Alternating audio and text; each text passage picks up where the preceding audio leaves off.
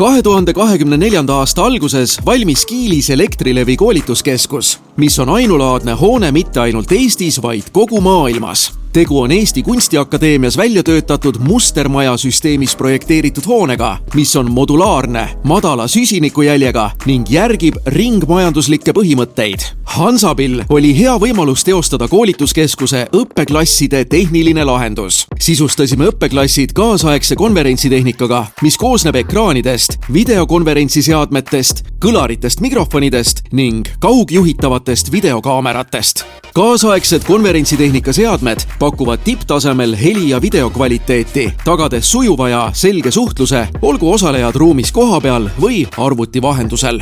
See muudab koolituste ja konverentside korraldamise oluliselt mugavamaks ja efektiivsemaks kui kunagi varem ning võimaldab korraldajal keskenduda tehniliste küsimuste asemel koolituse sisule.